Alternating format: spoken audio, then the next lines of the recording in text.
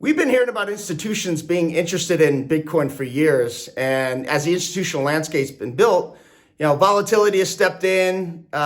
Sometimes people think that hurt isn't coming, but since the COVID crisis, we've seen a lot of institutional players come in. We've heard from Paul Tudor Jones.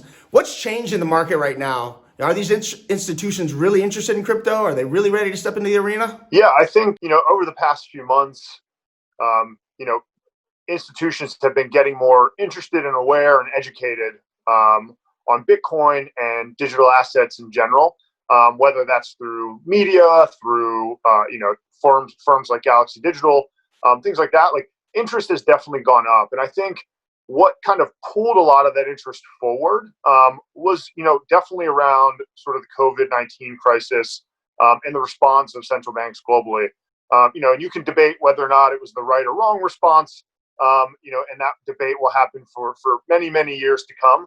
But the reality is there is a big, sort of monetary inflation hitting the system, and institutional investors around the world are looking for ways, to sort of hedge against any unpredicted outcomes, possibly inflation being one of them. And I think that's where the Bitcoin story has really resonated. And again, you already highlighted sort of Paul Tudor Jones. They came out with a great paper that sort of helped describe to a lot of people that were sort of on the edge about getting involved in the space, sort of the why you should be looking at Bitcoin, and that's really helped drive institutional adoption and interest in the over the past few weeks or months.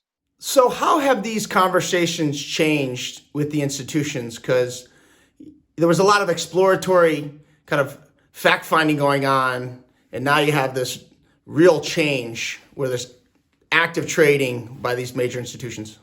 It's gone a lot from sort of explaining the why and why you should invest in Bitcoin, like why it's a great addition to your portfolio, why you should get off zero, so to speak.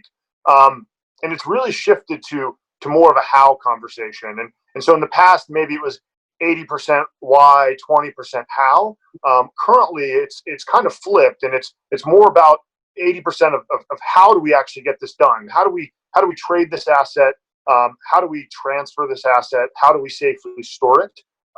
And that's really been sort of the biggest shift that I've noticed in conversations that I've had with funds that are coming out of the traditional space and looking into digital assets, as a part of their portfolio.